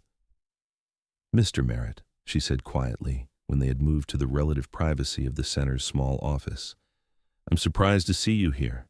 Is everything all right?" The simple question, asked with genuine concern despite everything he had done to hurt her, nearly undid Richard's carefully prepared composure. Here was the woman he had dismissed as inappropriate and over-attached, and her first instinct upon seeing him was still to worry about his well-being and that of his family. "Everything is not all right," he admitted, his voice rough with emotion he had been suppressing for months. "Oliver is not all right. I am not all right.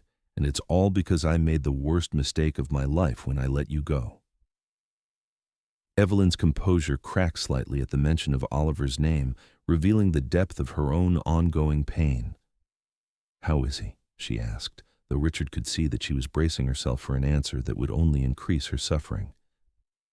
"He's heartbroken," Richard said simply, abandoning any attempt to minimize the consequences of his decision.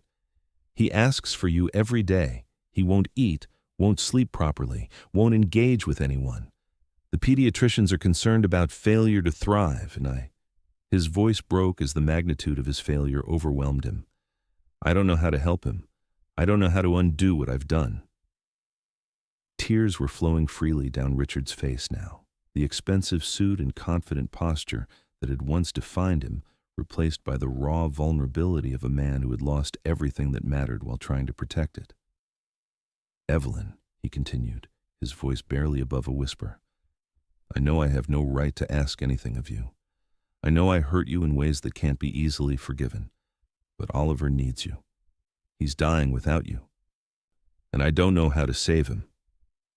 Evelyn was quiet for a long moment, her own tears reflecting the internal struggle between her love for Oliver and her need to protect herself from further emotional devastation. When she finally spoke, her words were measured and careful. "Oliver isn't dying, Mr. Merritt. He's grieving. And grief, even in someone so young, is a process that takes time and patience and consistency to heal." She paused, studying his face with eyes that had learned to read the truth beneath surface presentations.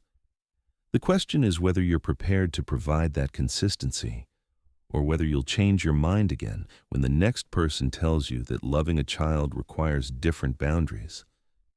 Richard met her gaze directly, understanding that this was the crucial moment, the test that would determine whether redemption was possible or whether his failures had damaged trust beyond repair.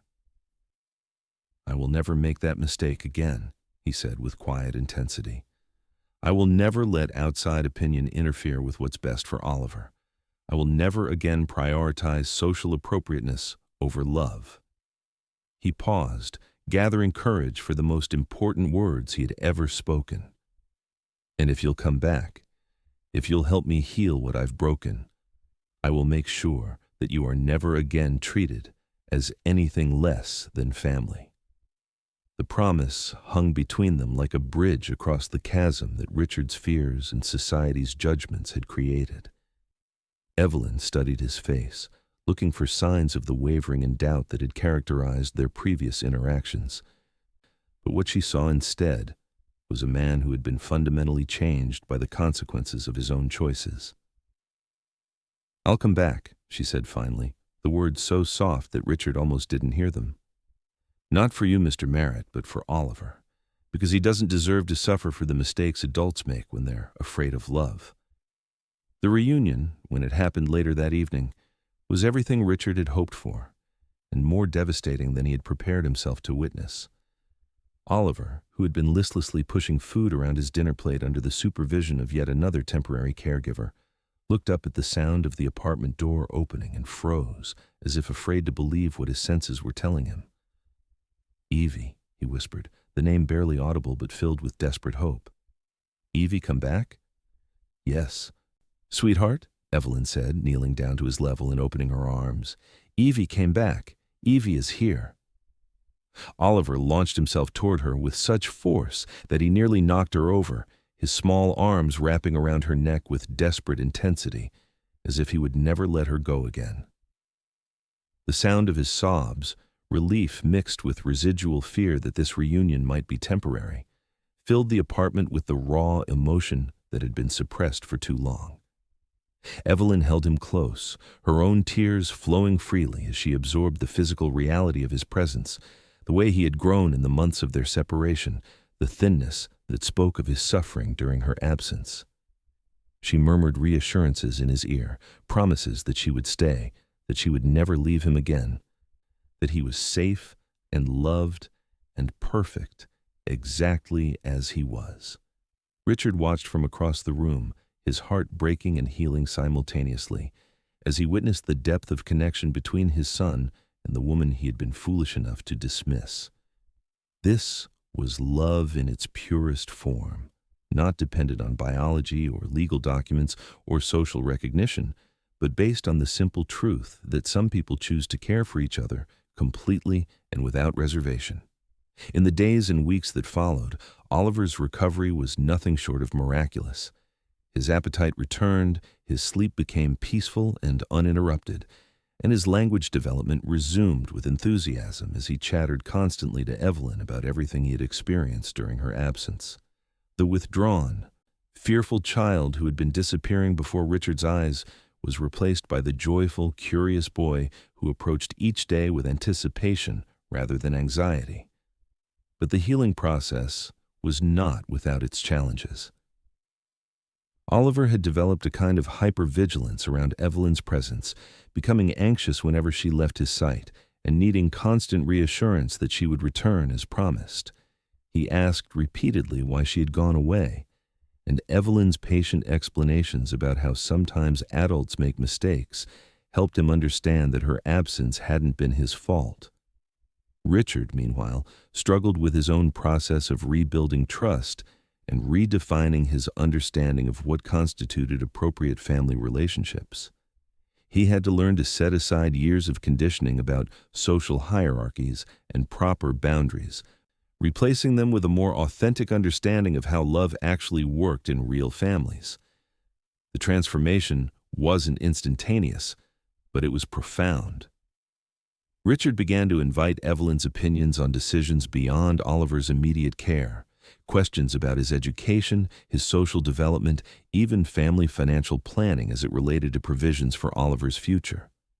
He included her in holiday celebrations and birthday planning, recognizing that she had earned the right to be treated as a full family member rather than just an employee who happened to live in their home. One evening in late spring, as they sat together in the living room watching Oliver play with his building blocks, Richard found the courage to address the question that had been weighing on his mind for weeks. "Evelyn," he said, his voice carrying the tentative quality of someone who was still learning to navigate relationships based on emotional truth rather than social convention. "I want to do something official to recognize your place in our family. Something legal and permanent that would ensure you always have security and recognition for what you mean to Oliver." Evelyn looked up from the picture book she had been reading, curiosity and caution warring in her expression. What kind of something? Richard had spent considerable time researching the legal options available to families in their situation, discovering that traditional adoption wasn't possible, but that there were other ways to formalize the relationships that mattered most.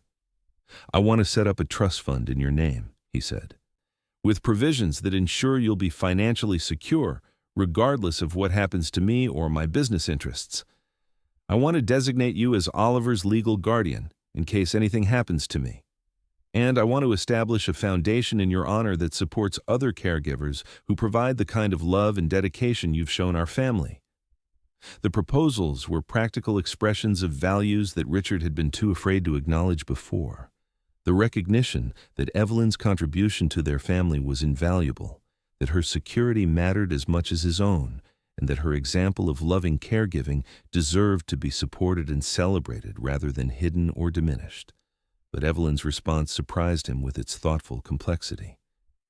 "Those are generous offers, Mr. Merritt," she said carefully, "and I appreciate the thought behind them. But what I really want isn't legal documents or financial security, as important as those things are." Richard leaned forward, giving her his complete attention.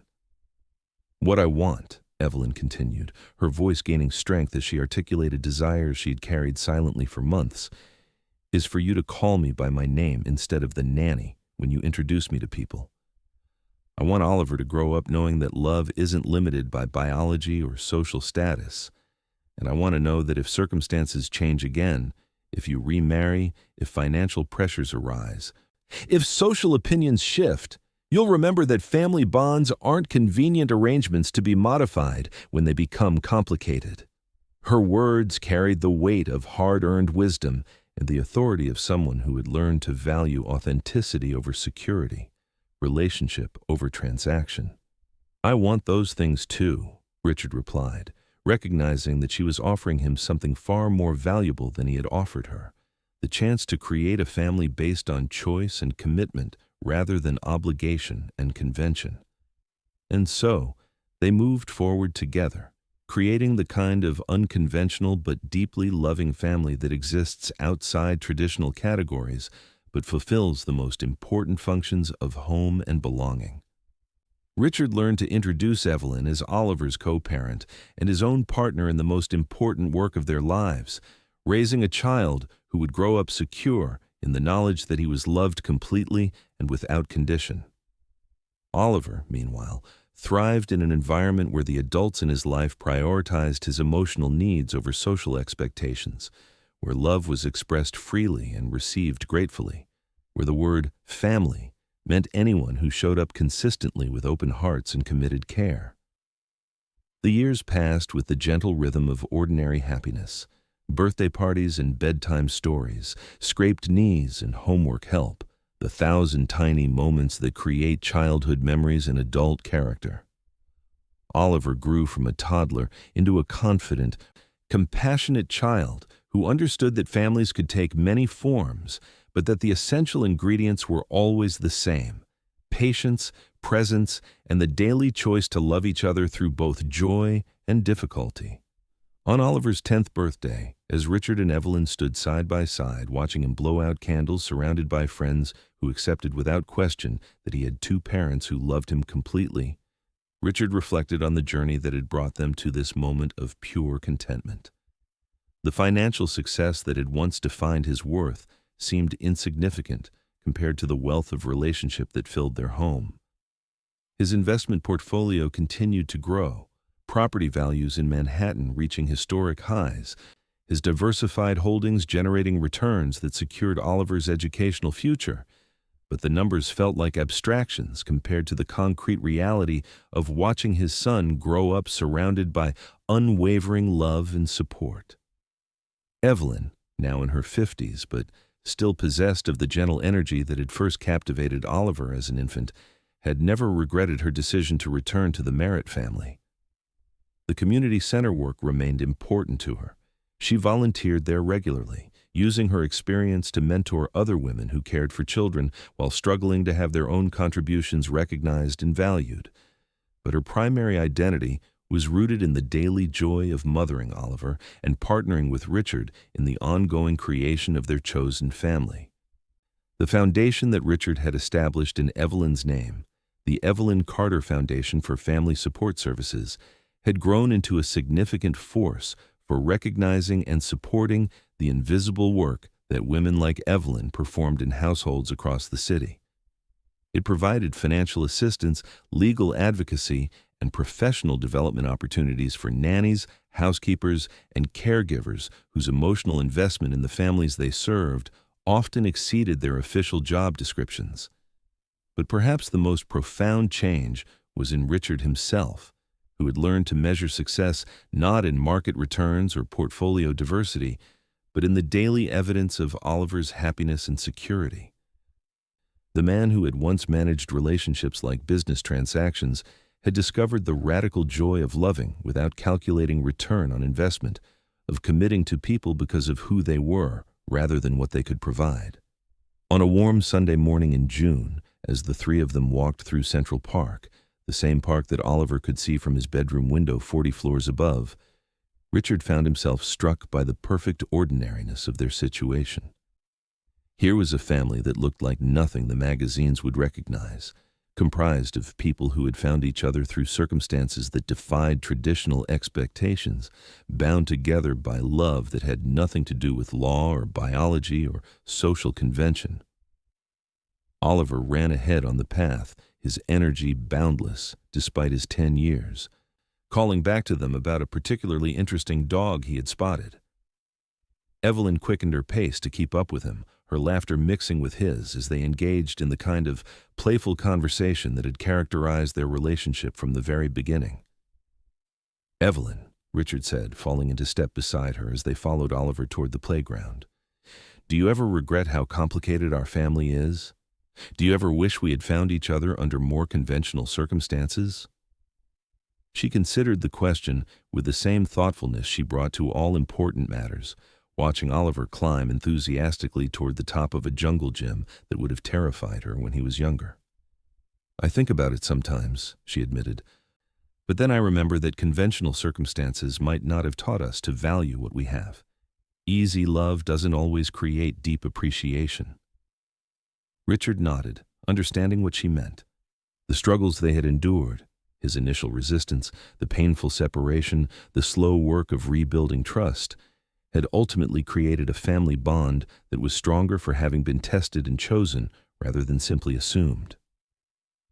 "Besides," Evelyn continued, her voice taking on the gentle teasing quality that had become natural between them over the years, "Oliver needed two parents who understood that families aren't built by following rules. He needed to grow up knowing that love is something you do, not something you inherit." As if summoned by their conversation, Oliver appeared at Evelyn's side, slightly out of breath but glowing with the satisfaction of physical achievement. "Evie, did you see how high I climbed?" he asked, though he had been checking throughout his ascent to make sure she was watching. "Dad, did you see?" "I saw everything," Richard replied, ruffling his son's hair with the easy affection that had replaced his earlier awkwardness around physical demonstrations of love. "You were amazing up there." Oliver beamed at the praise, then grabbed each of their hands and began pulling them toward the next adventure, his energy and enthusiasm a living testament to what children could become when they grew up secure in the knowledge that they were cherished completely and without reservation. As they walked deeper into the park, surrounded by other families enjoying the perfect weather and their own versions of love and togetherness, Richard reflected on the journey that had transformed them from a broken, grieving household into this picture of contentment and joy. The lesson had been painful but invaluable, that love recognized no boundaries except those created by fear and small-mindedness, that families were built through daily choices rather than legal documents, and that the most precious things in life were often the ones that couldn't be purchased with any amount of wealth or success. Evelyn had taught him that security came not from accumulated assets, but from accumulated acts of care, that worth was measured not in dollars, but in devotion, and that the greatest investment he could make was not in markets or properties, but in the people who chose to love him despite his flaws and fears. And Oliver, now racing ahead toward an ice cream vendor with the confident expectation that his parents would follow and participate in whatever adventure he had discovered, was living proof that children raised in love grew up to spread that love wherever they went. Years later, when Oliver was grown and starting his own family, he would tell people that he had been raised by two parents who taught him that the most important thing in life was to love people completely and show up for them consistently. He would speak with equal affection and gratitude about Richard, who had learned to prioritize relationship over reputation, and Evelyn, who had loved him before he could even smile and had never stopped believing that he was worthy of her complete devotion. The story of their unconventional family would become, in its quiet way, a testament to the possibility of redemption and the power of chosen love. It would remind people that families could be created by intention as well as biology, that mistakes could be repaired when hearts were willing to remain open, and that the most profound transformations often happen not through dramatic gestures, but through the accumulated impact of daily kindness and consistent care. But on that perfect Sunday morning in the park, with Oliver's laughter echoing ahead of them and the sun warming their faces as they walked together toward whatever small adventure awaited them, Richard and Evelyn were content to simply live the story rather than analyze its meaning. They had learned, through trial and error and the patient work of rebuilding broken trust, that love was not a destination to be reached, but a way of traveling through life together. And have you ever cared for someone who later forgot you? Have you ever been the silent strength behind a family's happiness, only to discover that your contributions went unrecognized until they were gone? Or perhaps you've been the one who made mistakes, who let fear or social pressure convince you to push away someone whose love was exactly what you needed most. Tell me your story in the comments below. Share with me the moments when you realized that family isn't always about blood relations, but about the people who choose to show up for each other day after day through both joy and sorrow. If Evelyn's journey touched your heart, if you recognize something of your own experience in her quiet strength and patient love, please hit that like button and subscribe to our channel. Your support helps ensure that stories like this one, stories that honor the invisible work of caring that holds families together, reach other people who need to feel seen and valued for their contributions. For more tales of quiet heroism and the transformative power of chosen family, click on the podcast link you'll find on your screen. We have hours of stories waiting for you there. Stories of nannies and caregivers, of single parents and blended families, of everyone who has ever learned that the deepest love often grows in the spaces between what society expects and what hearts actually need. Thank you for taking this emotional journey with us, for opening your heart to Evelyn's story and allowing it to resonate with your own experiences of loving and being loved. Until we meet again in our next story, remember that your capacity to care for others, whether recognized or not, whether officially acknowledged or quietly given, is one of the most valuable gifts you can offer the world. The love you give always matters, even when it seems invisible, especially when it seems invisible, because in the end, it's the quiet acts of daily devotion that transform houses into homes and strangers into family.